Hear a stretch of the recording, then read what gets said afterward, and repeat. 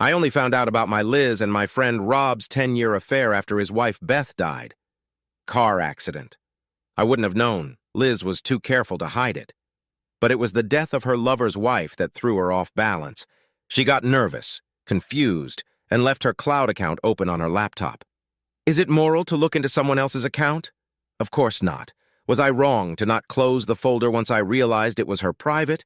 No, of course not. Better to know than not to know. And if I hadn't found out about her affair, I wouldn't have ruined that couple's life.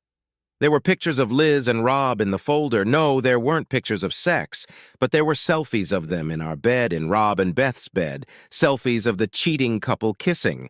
There were also Liz's diary entries in which she described the highlights of their encounters, also without pornographic details, but with emotional nuances, about how happy she was when they'd managed to cover for me leaving for a business trip for a couple of days by putting me up in a motel 2 hours away, for example.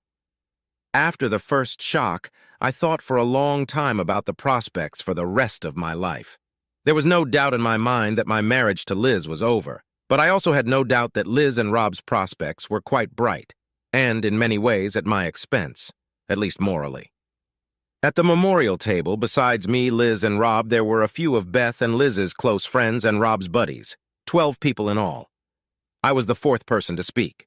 "Friends," I said, "my speech is going to be long, I apologize. Our 10-year history cannot be told in 2 words, but please listen.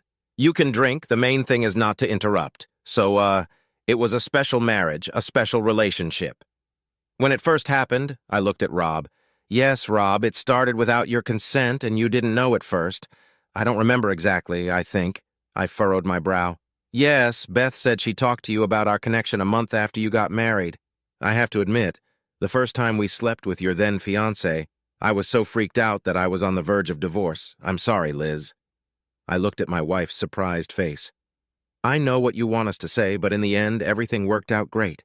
Beth managed to talk you into an open marriage, Rob, but I was hesitant to tell Liz that Beth had pushed her out of my heart. I was very worried about it, and every time I had amazing sex with Beth, I felt both ashamed of my cheating and sorry for you, Liz. Fortunately, Rob," I smiled encouragingly at Liz's equally surprised face, "compensated for his status as a consenting cuckold by getting intimate with my wife. It was the reason both our marriages had lasted so long and were practically cloudless. Sweet Beth. It was her idea, wasn't it, not to show that we were cross-lovers? What 3 men know, a pig knows. She loved that German proverb. She persuaded me to play the unconscious game. And until recently, all 4 of us have managed to play this wonderful game where no one guesses the others.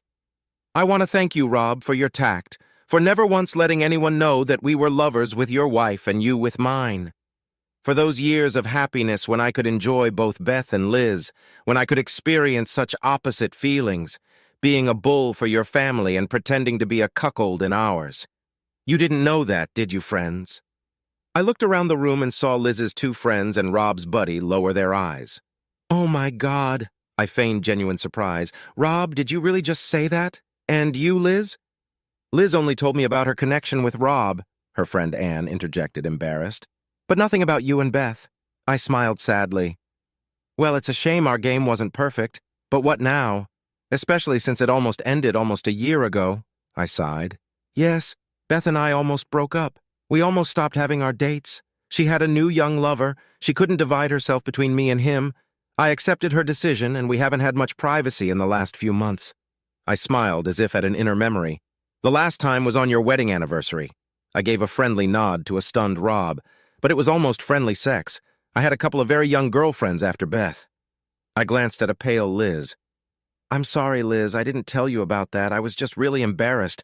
Those girls were old enough to be our daughters. You would have laughed at me. And of course it was outside of the arrangement between Beth and Rob, between Beth and you."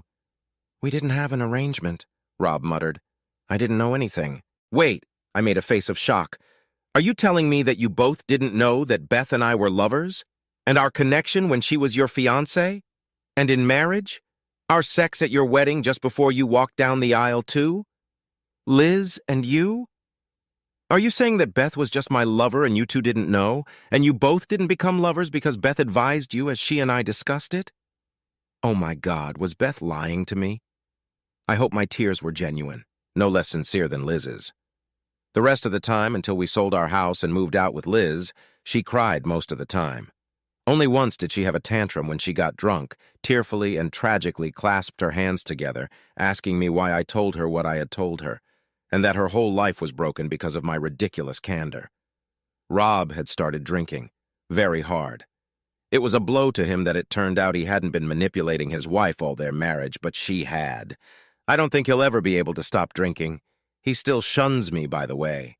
I wanted to kill him by calling him to a conversation in which I planned to repent and talk about my shame in front of him, interspersing my story with intimate details of my encounters with Beth.